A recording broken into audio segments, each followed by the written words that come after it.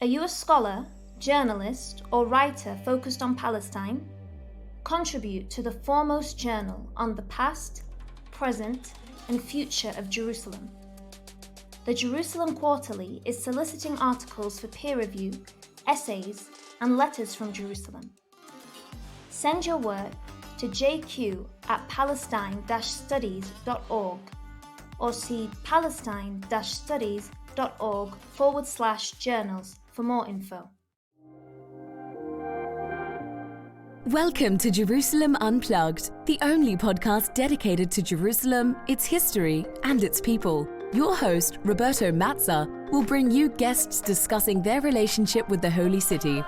A journey through history, society, feelings, and hopes for the future. Follow the podcast on all social media platforms at Jerusalem Unplugged.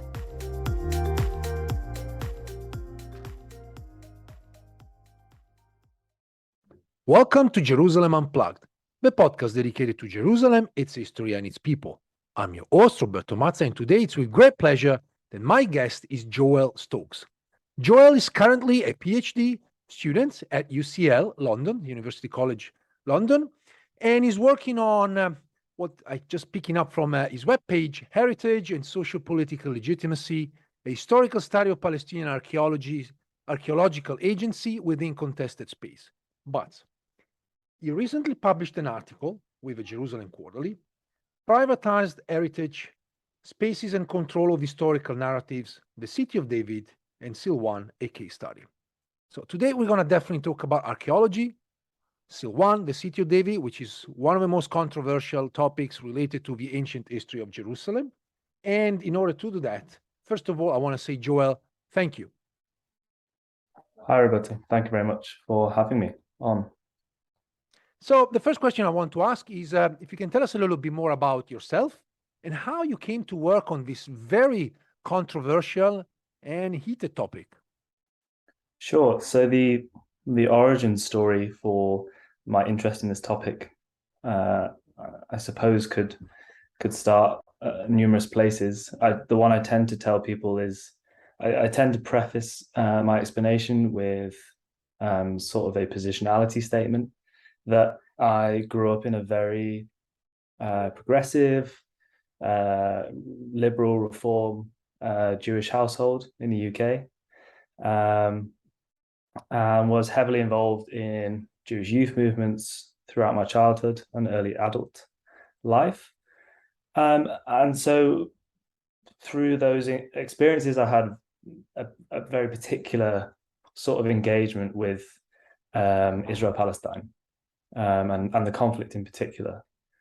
And during that time, I sort of, my understanding of my experiences were that they were left-wing, and they were about as left-wing as you can get, particularly for the British context. And that experiences of the youth movement sort of culminated in a year abroad, living in Israel-Palestine, sort of a Shnat Shavut year, a year of service. So that was volunteering, things like that. But really, I got a culture shock when I started going to university for my undergrad. I went to University of Liverpool, did for my undergrad and master's. And there I really started to engage in more of the political discourse around Israel-Palestine. At the time, I was doing ancient history, but to be honest, that never really lit a fire inside of me. What really lit a fire inside of me was looking at how ancient history is received today. So reception studies, it's called in some arenas. And so that really interests me. And then early on in my master's year, I did a master's of research. I came across this article about the City of David, which I visited during my time many times in Israel-Palestine, and knew it was a somewhat controversial site, but really didn't understand why. And then I started delving into the literature about the City of David, and it is predominantly about the City of David, not Silwan. And very quickly sort of started to realize that the literature is very repetitive. there's very little being said that goes beyond looking at the city of David for the city of David's sake, rather than the wider implications of what it means, particularly for that area of Jerusalem. So then, from then on, my academic studies have really started to hone in on various aspects of the city of David, and then that takes me most recently to my PhD, and now in my third year, looking at the really sort of trying to look at the city of David as one very small part of this story of East Jerusalem, and trying to uncover more of the history, the archaeology, as you said in the introduction, the archaeological agency of populations that have lived and continue to live in East Jerusalem, them being predominantly Palestinians. I want to ask you later about the agency of Palestinians, in particular their skills, since they've been involved with archaeological digs in Jerusalem for generations. One of the previous guests of the podcast was the director of Emek Shaveh, which is a very important organization, so to dealing with the political aspects of archaeology in Jerusalem. But one thing I want to ask you, because eventually with Emek Shaveh, we didn't really delve into the question, what is the city of David really? What is the city of David? It's good. Let me first ask you. So, is this the new? Yes, it is the new director. Absolutely. Okay, so not Jonathan. No. So I've spent a bit of time speaking to Emek Shaveh as an organization, lots of the researchers and the CEOs, including the two people we just mentioned. But what is the city of David is a good question, and in my view, I think it's important first to state that lots of people will tell you lots of things about the city of David. And all those things may or may not be true at the same time. So what I'm about to say is selective based on, the content of the conversation, where I want to take the conversation. Because city of David is, there's no getting away from this, a very important archaeological site for many, many cultures that have lived or have some affiliation to Jerusalem. And there is incredibly important archaeological finds from what the proprietors of the city of David would call the First Temple period, so sort of 1,000 to 800 BCE. But in a modern context, the city of David is also the site of, it's at the forefront, really, the ideological and geographical forefront of Israel's occupation of Palestinian land. Its location is beyond the Green Line, so it's located in East Jerusalem, but is formally recognized by the Israeli government as part of the Jerusalem municipality following 1967, and then the formal annexation in 1980. And today, the city of David is, in my view, less an archaeological site, less a scientific endeavor, and more a tourist extravaganza, come Disneyland, come every time I go back, it gets more and more ridiculous. Just how spectacular the infrastructure that's being put in there, the tourist infrastructure, I mean, the money that's being spent on really shaping, and not just shaping, but deliberately guiding the tourist experience through a very particular narrative, and that's one of a sort of quite religious, cyclical Jewish Israeli return to the land, messianic almost interpretation of the archaeology. And the result of all this is that there are the many people whose history make up the majority of the time of Jerusalem, the majority of the time that Jerusalem existed, whose stories are not being told, which I think is one of the goals that Emek Shaveh try and educate on their tours. They try and talk about how Jerusalem is a place which archaeology, the archaeology of Jerusalem represents many peoples. However,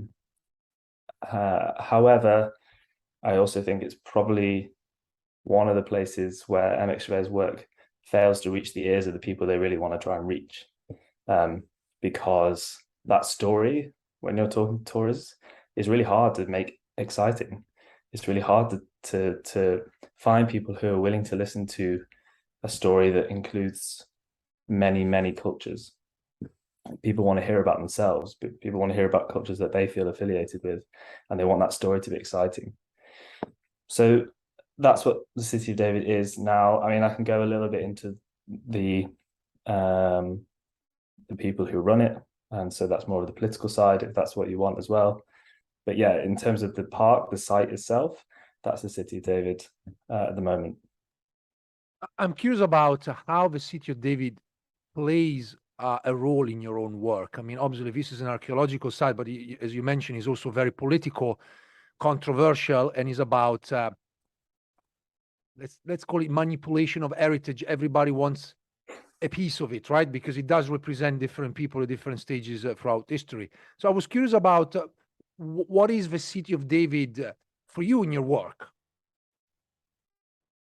So, to be honest with you, the City of David has taken a back seat in terms of my interpretation of East Jerusalem, and that's a deliberate decision. That's from reading the literature and sort of feeling like the City of David, although critical, a lot of the literature has still forefronted a settler narrative. So, at the moment, the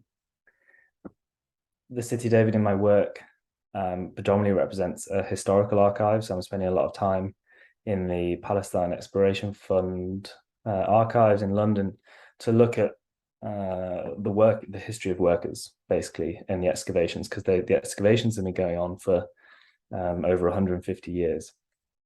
And I'm very interested in how the sort of missing stories that some exist in the archives and some don't, how those missing stories may shape current claims of ownership, current claims of legitimacy, if they're brought back to the forefront of people's consciousness. And in a modern context, the City of David also represents this sort of a countermeasure against the people that I'm talking to and during my fieldwork, because I spend a lot of time with Palestinians, both just residents of Silwan, which is the neighborhood of Jerusalem that surrounds the City of David, that the City of David is bang in the middle of, and also Palestinians who work for organizations who try and raise awareness of the settler aspect of the City of David agenda, which I don't feel like you've covered, but maybe we can come back to that. And so, although not directly engaging with the City of David, it's always there. It's always in the background. It's always shaping the conversations that I'm having with Palestinians in Silwan. As the article that you mentioned at the beginning, it sort of talks about one of the issues for someone who looks like me, and with my background researching in Jerusalem, is that I could pass as an Israeli, and I could also pass as like an Israeli security guard. So just me walking around Silwan, I found it very difficult to find people who weren't immediately suspicious of what I was doing and why I was asking questions. So that legacy of the City of David and the ongoing violence and oppression that the City of David represents for many people in East Jerusalem continually informs fieldwork and my thinking about the work and how I write about it and the opportunities I get to conduct research. Looking to you, but also to our previous guests who work on archaeology and ethnography, I gathered that there's a growing sense amongst Palestinians, particularly around Silwan, about the value of heritage, how heritage can be manipulated and used for political purposes. And so I was wondering, what is your experience of that sense of heritage? Yeah, when I first started my fieldwork at the start of this summer, it was a goal of mine to try and find Palestinians who had been involved in the last British excavations at the City of David under Kathleen Kenyon in the 60s, during the period when the City of David basically sat in no man's land between Israel and Jordan. And because I knew Palestinians had been involved, heavily involved, Kathleen Kenyon writes about them a lot, and her biographers have also mentioned people by name, very notable Palestinians by name, who have been involved in the excavations there.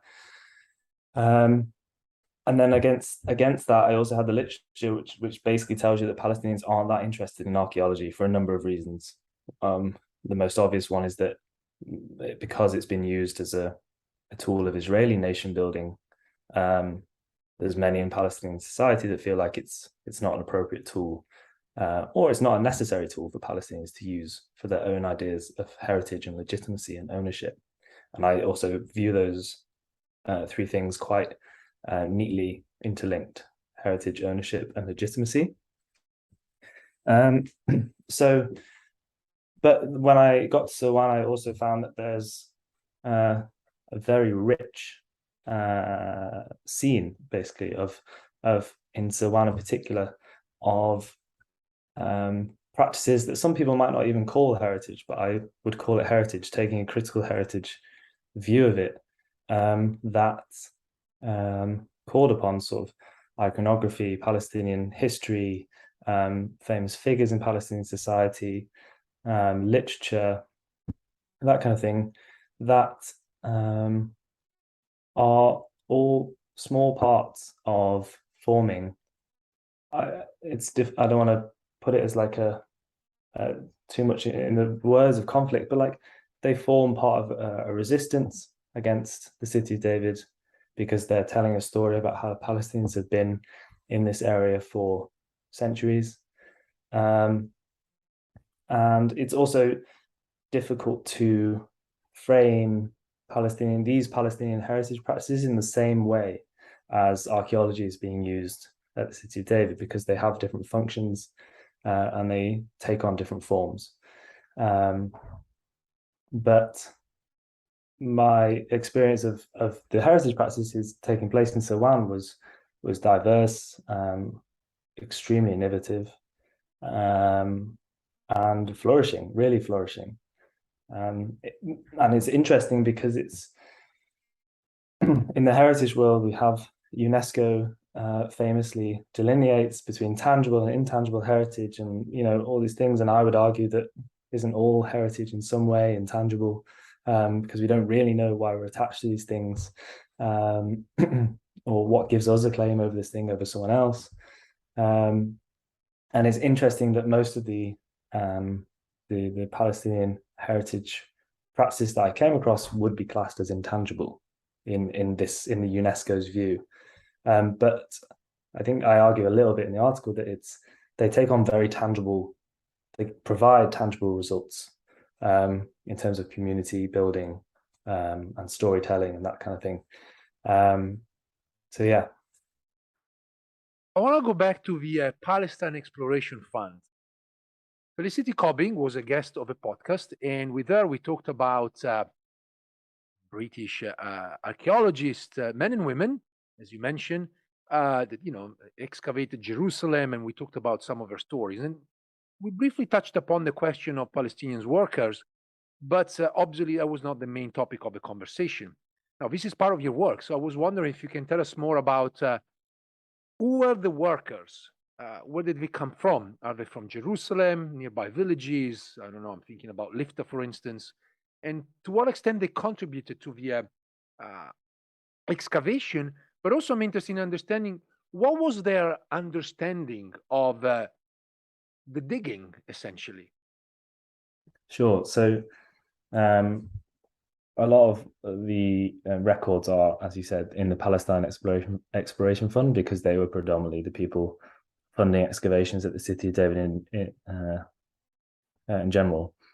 The Bade Museum did a really excellent exhibition early this year or last year about Palestinian laborers elsewhere. I think Tel El Hessi, elsewhere in Palestine. And a lot of those workers came from places, villages in Egypt, a very particular, I've forgotten the name, but a very particular village in Egypt, and they'd be transported basically seasonally. But the city of David, the records sort of suggest that most of the workers who were involved in excavations at all levels came predominantly from Jerusalem and from the neighborhood of Silwan. And that kind of makes sense even for how excavations are done today. You might bring in area supervisors with particular expertise from elsewhere, but like if you can use get the local community involved, then why not? And not just for labor, but to, if the local community are willingly getting involved in excavations, then it might help smooth over any difficulties you have over land rights, or how long the excavations are happening, or damaged property, or that kind of thing, which there's a lot of in the archive. Lots of disputes, lots of letters to talk about disputes between the Palestinian landowners and the excavation heads. And as you can imagine, most of the descriptions of these Palestinians aren't particularly nice, just because of the colonial setting that they were written in and the time, but there's a really good example which a colleague of Felicity Cobbing, a friend I think as well, Sarah Irving, who wrote an article about, which I talk about as well in my own work, about Abu Yusuf, who worked with Bliss and Dickey in the mid 1890s at the City of David, and he had a really good reputation, not just for good, reliable work, but for excellent archaeological sort of nous, understanding the land, and for being a really useful go-between between the local population and the Bliss and Dickey. And I think there's two sides to the story. One is that basically, yes, the workers have predominantly been Palestinian, and in some cases these Palestinians started in the lowest ranks, dirt shoveling, that kind of thing, women and children included, basket carriers, and some would make their way up the ranks through long-term relationships and returning each season with the PEF, and the PEF's representatives that they were sending would be positioned as foremen, or even directing digs on certain days when heads were ill or things like that. So they, for a lot of it, and for the majority of the time, although there might have been a British person or an American person actually telling people where to dig, Palestinians were shaping the land themselves, shaping the archaeological landscape themselves. And this is interesting because of the thing we spoke about before about Palestinians now not really viewing archaeology as something that they own. And by archaeology, I mean the practice itself, right? Not just the stuff under the ground. Because at the time, there's a lot of suggestions that it was something that the community of Silwan in particular really got invested in. It paid well, it was okay, it was hard work, but it paid decently.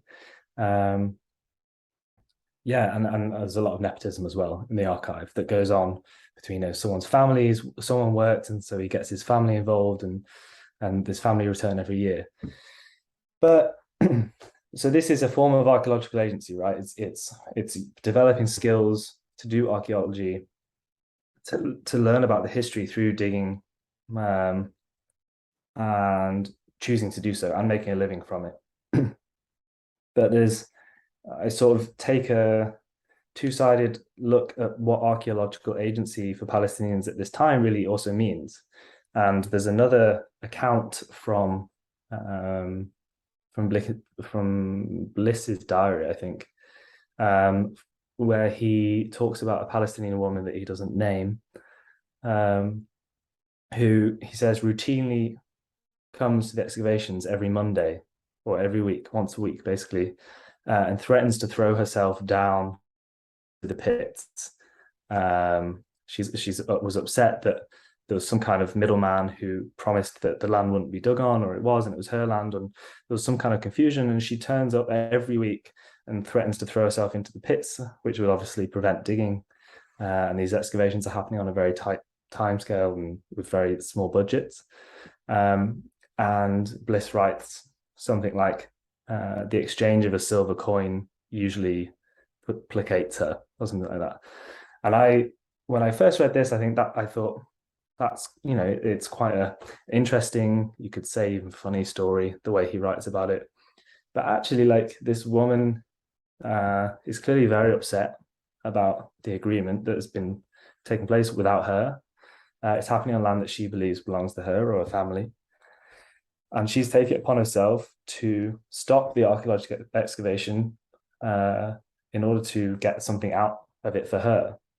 And like the way Western writers at the time would write about this would be like an opportunistic, I don't think they'd say Palestinian, they might say like Muslim woman or Arab woman, just trying to make a coin to feed a family or whatever. But I actually view this as quite a powerful example of archaeological agency, just flipped the other way, i.e. stopping archaeological excavations in the area. So there's a long history of very positive relations and positive attitudes towards the excavations. And there are a few snippets of accounts, albeit through the Western lens and the archival lens, of people expressing deep displeasure at the excavations. Yeah. And that's exactly what I wanted to ask you. I mean, obviously, excavating was a job for Palestinians in Jerusalem or those that came from outside the city. And I was wondering how people saw these workers and how did these workers navigate through, particularly the times of the British, where we do have a number of riots, demonstrations, massacres like 1929, and other political events. To be very honest with you, that's not something it's not something that I've come across in the archive particularly frequently, and so I don't necessarily feel qualified to comment on how they navigated the political climate at the time, particularly because a lot of the archive doesn't record Palestinian points of view. It's only Western retellings of what they believe Palestinians feel. But I think how they navigated these political situations definitely depended on who was the head of the excavation at the time and what their sympathies were, or maybe rephrase that, how sympathetic they were to the Palestinian population in Silwan. You get some mentions of the early Zionist movement, Jews coming to settle in Jerusalem, in the area again, particularly Yemenite Jews, in the archive, in the PEF archive, but it's few and far between. Most of the talk about the local population is about Palestinians, Jerusalemites. So if you have a reporter who's sympathetic to Palestinians, you can see their relationships being very caring and compassionate.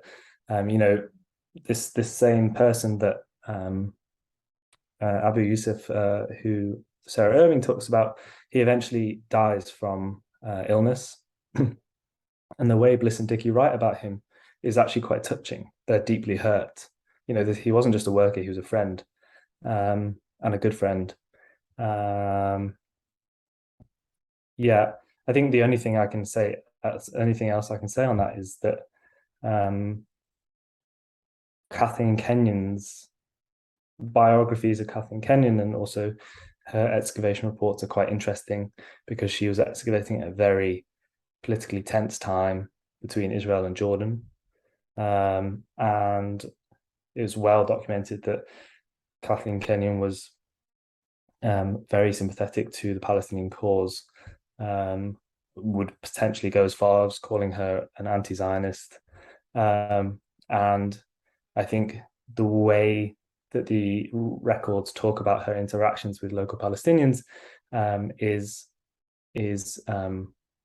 demonstrates that there was a lot of leeway for Palestinians to use her and her position with the British government and the British institutions and the Jordanian government actually to leverage some sort of better opportunities for themselves. And there's actually, I can add something as well here. So, like I said, Kathleen Kenyon was excavating at a time which not too long ago, in the 60s, which means there's still Palestinians who are alive in Silwan who worked with her, and I managed to find a couple. One of them, I can't name them for obvious reasons, but one of them, who now owns a shop in Silwan, he spoke very, very, very well of her. Said she was a hard woman, he said. She was a stern excavation director, but he was extremely grateful for the opportunity that she gave him. And I was also speaking, one of the people I spoke to during my fieldwork was Ronnie Reich, who excavated the city of David for many years.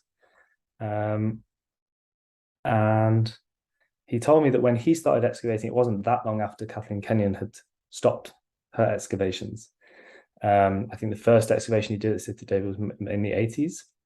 And he said that many, many Palestinians from Jerusalem and the villages around Jerusalem came to him with a slip that said, I hereby notify the reader that this person is an excellent worker, etc., etc., signed Kathleen Kenyon. And they were official signatures, but had clearly just been printed off a number of times or copied a number of times.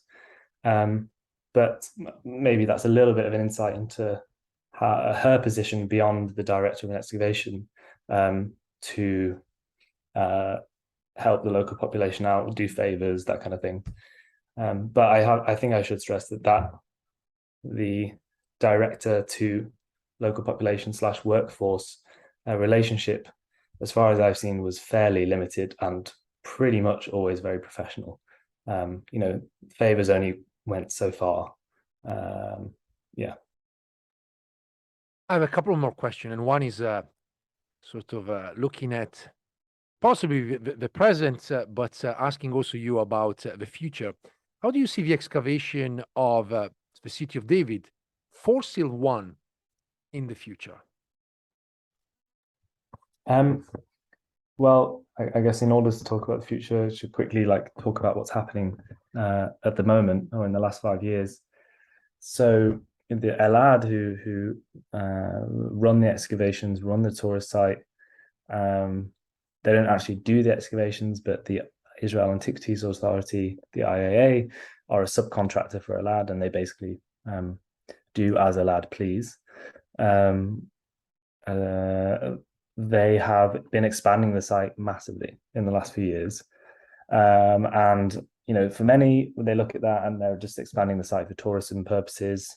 They're creating, the site is visited by hundreds of thousands of people a year, and then they're creating more infrastructure to meet that demand. But in expanding that site, they're also building on Palestinian land that has been either forcibly removed or removed through forged documents, as some NGOs claim, or through Palestinian real estate middlemen who, go to someone in Silwan and offer to buy a house for a lot of money, and then as soon as the house has changed hands, they hand that over back to Elad or Terek Kohanim or another settler group. So the site has been expanding massively in the last few years, and didn't really hesitate, didn't really stop during COVID, during the pandemic, only for a couple of months.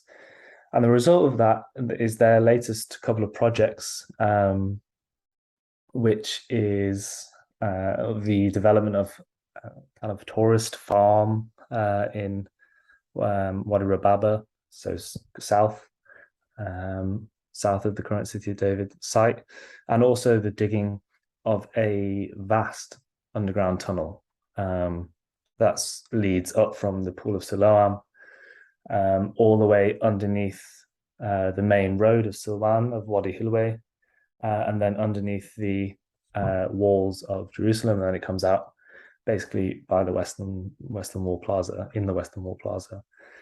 And so the infrastructure that's gone into this tunnel and the money that's gone into this tunnel is mind-boggling. Anyone who's been in it can just appreciate the scale of it. And in doing so, I mean, it's fairly well-known archaeological knowledge that to tunnel is not necessarily appropriate, isn't the appropriate methodology for properly preserving artifacts and properly recording things. And if you go to the tunnels, you can see that basically, like the way it's done. It was explained to me that they're still digging in squares, but horizontally, which kind of doesn't make sense.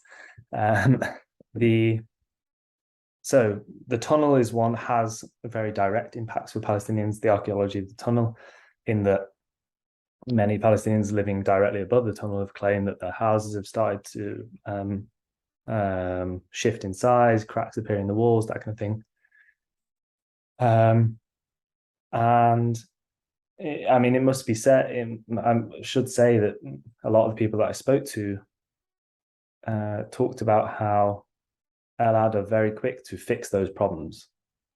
And it's kind of like a catch-22 for the Palestinians whose houses are affected, because of course they want their problems fixed. Elad have unbelievable reserves, cash reserves. So to fix a problem like that is easy. And it basically, guarantees that there's not going to be any sort of political issue around it. It keeps people quiet, we'll fix your house, fine. So there's infrastructure issues, there's architectural issues that come with the digging of the tunnel. But in terms of the archaeology itself, the archaeology represents expansion, because with the development of the tourist site, more and more Palestinian land is being taken. The most recent one was today. The most recent sort of protests were today in the olive groves to the south. And yeah, I guess so in terms of expansion, that's one of the effects of the archaeology for Palestinians today and the site itself. In terms of labor, I was told by an IAA employee that so they are an area manager and they have people who work under them digging. All those people who work under them are Elad employees. And I was told by them that it's been a long time since Palestinians have been allowed to work at the excavations, basically allowed to have no Palestinian working in the excavations. They have a policy of that. And that is justified by stories that haven't been, verified, of theft and of slow working, which play into very old colonial but also contemporary Israeli society notions of Arab labor, that kind of thing. But the expansion of the site also does present working opportunities for Palestinians who make up the majority of the maintenance staff that work at the site, the cleaners, that kind of thing. So obviously, as the site grows in size, more and more workers of that nature are going to be needed. However, it should say that people who work at that site tend to be ostracized So I was told by a member of the Al Bustan Association, which is a neighborhood in Silwan. People who choose to work for Silwan, for Elad, tend to be ostracized by the community. So in working for them, there's that further drives a wedge between the Palestinians of Silwan, who otherwise need to and should be hopefully working together against the threat of their livelihood and their history and heritage in the region. I have one very quick question. When do you expect your work to be finished? My PhD. I don't know. I think the end of this academic year would be optimistic. I still would like to complete a bit more field work in the spring. So hopefully 18 months time from now, maybe sometime in 2020, early 2024. Well, I think I won't be alone to say that we are looking forward to read your work. This was Joel Stokes, currently a research student at UCL, working on the city of David, Silwan, and the question of heritage and archaeological agency. Joel, thank you so much. Thank you very much, Roberto. Thanks for listening. If you enjoyed this episode and you'd like to support the podcast, please share it with others on social media or leave a rating and review. To catch all the latest, follow us on Instagram, Twitter, and Facebook @Jerusalem Unplugged. Thanks, and I'll see you next time.